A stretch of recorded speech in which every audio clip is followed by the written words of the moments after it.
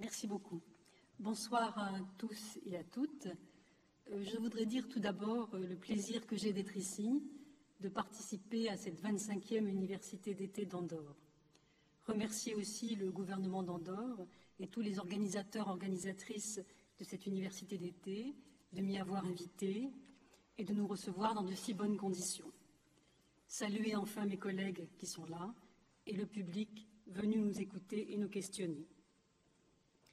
J'ai lu avec intérêt les ouvrages issus des sessions précédentes, appréciant d'une part l'approche interdisciplinaire et internationale des thématiques et d'autre part l'intérêt porté à la question des femmes et du genre.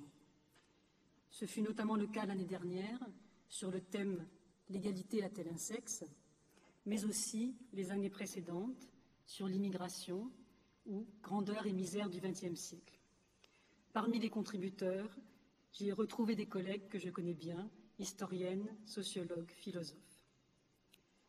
Cette année, le thème traité est l'âme de l'humanité, le patrimoine culturel immatériel. Et il m'a été demandé, tâche très difficile, je l'avoue, d'évoquer le rôle des femmes dans la transmission de ce patrimoine en Occident. Le sujet est très vaste, immensément vaste, et j'utiliserai cette introduction pour préciser le cadre et les limites de mon propos, définir ma problématique et annoncer le plan de mon introduction.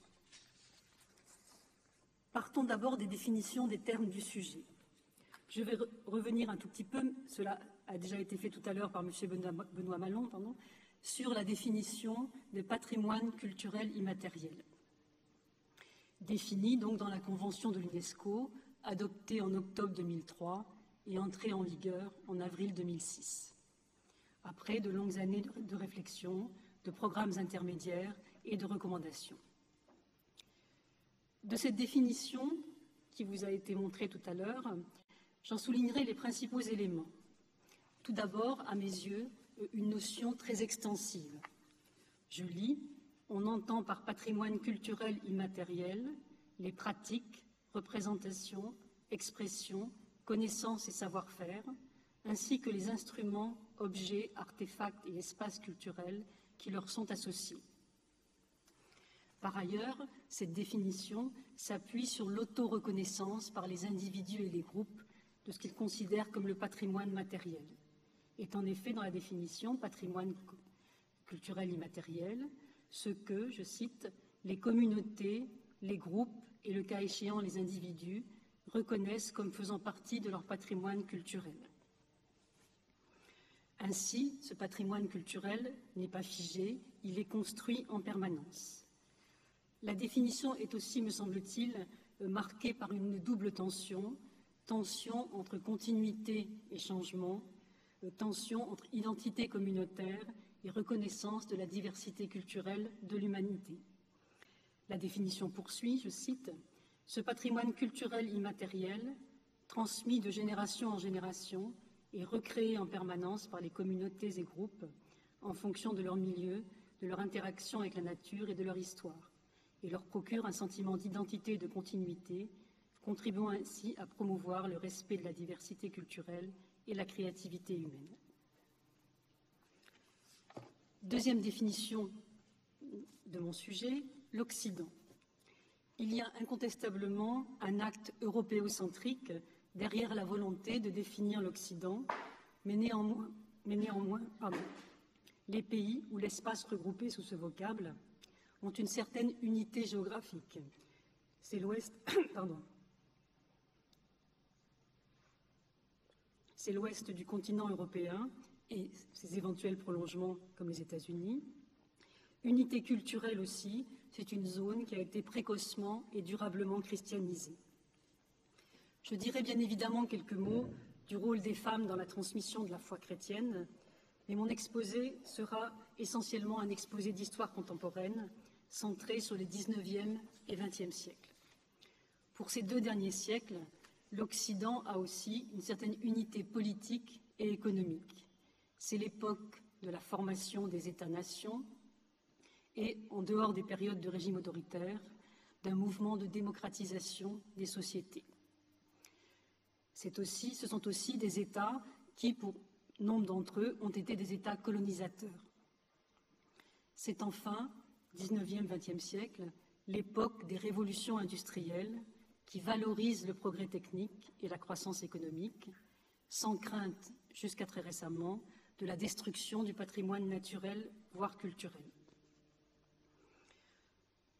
En effet, au 19e, 20e siècle, la défense de la culture traditionnelle en Occident est, jusqu'à très récemment, plutôt une valeur de droite, quelque chose qui a été instrumentalisé par les forces politiques qui se plaçaient à droite, tandis que les autres familles politiques plus à gauche valorisaient plutôt les progrès de l'humanité et les progrès de la technique.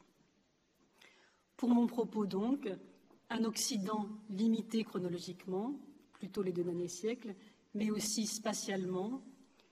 Les exemples développés concerneront les grands pays de l'Ouest européen et prioritairement la France, dont l'histoire m'est la plus familière. Troisième définition, et cela peut paraître une provocation, les femmes. Il peut en effet paraître absurde de vouloir définir ce qui est d'évidence l'ensemble des individus de sexe féminin. Mais ce faisant, donc vous proposant une définition, je voudrais attirer votre attention sur 2 points. Tout d'abord, comme je le dis d'emblée à mes étudiants qui écrivent spontanément au singulier « la femme » n'existe pas, sauf dans l'imaginaire des hommes et des femmes. C'est une construction culturelle, et cette construction culturelle a des effets sur le réel qu'elle modèle. Deuxième point de cette définition de la femme, les femmes ne constituent pas un groupe homogène, même si, avec effet d'homogénéisation, elles sont définies comme différentes par nature des hommes. Mais elles sont aussi traversées par de multiples différences de classe, d'appartenance nationale et ethnique, d'âge, d'appartenance religieuse, etc. Ces 3 définitions étant données, le sujet prend ainsi toute sa complexité. Le rôle des femmes dans la transmission du patrimoine culturel immatériel est inscrit dans des rapports de genre et dans des rapports de classe qui changent plus ou moins vite au XIXe et XXe siècle. Pour comprendre ce rôle, il est intéressant, c'est une façon d'aborder le sujet, de confronter les modèles, les pratiques et les savoirs critiques qui se développent au moment même où se fissurent modèles normatifs et pratiques traditionnelles. Donc je vous propose d'organiser mon exposé donc en 3 points. Le premier, intitulé « Du côté des modèles et des représentations », observe à la fois les représentations de la différence des sexes, représentations transmises durablement en Occident, et les modèles de transmission culturelle attribués aux femmes. Le deuxième point, du côté des pratiques, déplace le regard vers les réalités, diversité des pratiques de transmission, forme d'encadrement de ces pratiques de transmission, marge de liberté des femmes ou rupture des dernières décennies du XXe siècle. Enfin, un dernier point beaucoup plus court évoquera donc rapidement les savoirs critiques féministes sur le sujet qui permettent, me semble-t-il, d'élargir la réflexion actuelle sur le patrimoine culturel immatériel. Première partie donc, du côté des modèles et des représentations.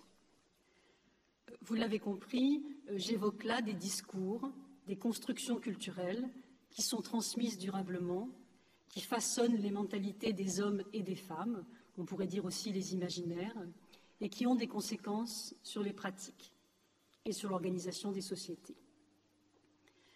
Tout d'abord, quelles ont été et quelles sont les représentations des femmes et de la différence des sexes en Occident?